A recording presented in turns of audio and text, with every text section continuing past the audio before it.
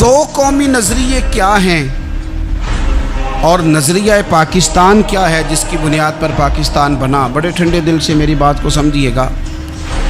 پاکستان اگر اچھی سڑکوں کے لیے ترقی کرنے کے لیے بنا تھا تو یہ ترقی ہندوستان میں رہ کے بھی ہو سکتی تھی۔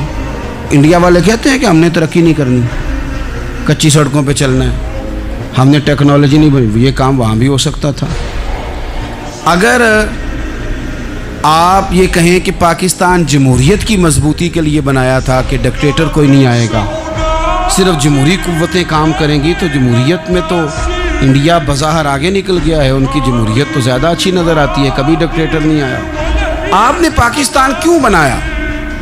اگر آپ نے یہی کام کرنے تھے، فحاشی اور یانی اور جو مرضی جس کے من میں آئے کرے اور کوئی فرق نہ ہو یہاں کے اور وہاں کے کلچر میں، رشوت خوری، بھتہ خوری اور ناجائز فروشی، سارے کام اگر ہونے تھے تو یہ کام وہاں بھی ہوتے۔ پاکستان کیوں بنا؟ کیوں اتنی ساری 40,000 لوگوں نے اپنی جانوں کی قربانیاں دیں؟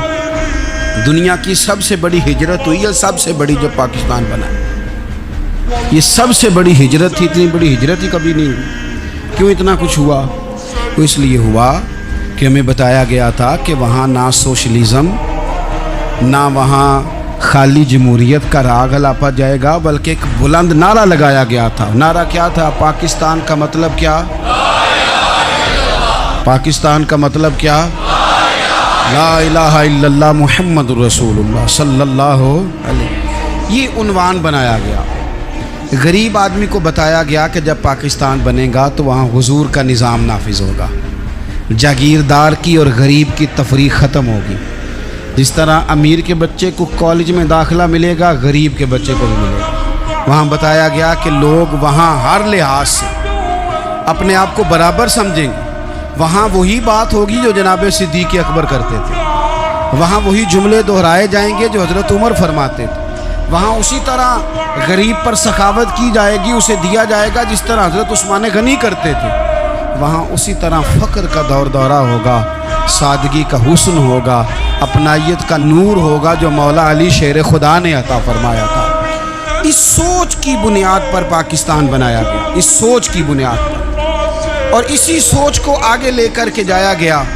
کوئی سیاسی پارٹی اب یہ بات نہیں کرتی۔ دو قومی نظریے کا معنی یہ تھا کہ ہندو الگ قوم ہے، مسلمان ایک الگ قوم ہے، ان کا رہنا سہنا، اٹھنا بیٹھنا، کھانا پینا الگ ہے، ہمارا اٹھنا بیٹھنا، کھانا پینا، سارے معاملات الگ ہیں، تہذیب و تمدن الگ ہے، لہذا ہمیں الگ سے خطہ چاہیے جہاں ہم اسلامی نظریات کے مطابق آزاد ہو کے اپنا وقت گزار سکیں۔ اس دو قومی نظریے کی بنیاد پر، دو قومی پہلے تو علامہ اقبال اس کے قائل نہیں تھے۔ علامہ اقبال کا پہلے خیال یہ تھا کہ سارے جہاں سے اچھا ہندوستان ہمارا، یہ اقبال نے لکھا تھا۔ پھر اقبال کہتے ہیں میری سوچ بدلی، اور پھر میں نے کہا کہ نہیں، خطوں کے زور پہ نہیں، آپ رنگ نسل کے زور پہ نہیں، بلکہ کہنے لگے کہ اپنی ملت پر قیاس اقوام مغرب سے نہ کر، خاص ہے ترکیب میں قوم رسول ہاشم۔ آپ جو تقسیم کریں گے، یہ جو تقسیم ہوئی ہے نا عرب کی، یہ مذہب کی بنیاد پہ نہیں ہوئی، یہ تو ان کی ذاتی لڑائیاں تھیں، چھوٹا سا دبئی بن گیا، چھوٹا سا مسقط، چھوٹا سا ابوظہبی، یہ تو ان کی ذاتی لڑائیاں تھیں، قبیلوں کی لڑائیاں تھیں، جنگیں تھیں، چھوٹے چھوٹے ملک الگ سے تقسیم ہو گئے۔ یہ مذہب کی بنیاد پہ ایسا نہیں ہوا۔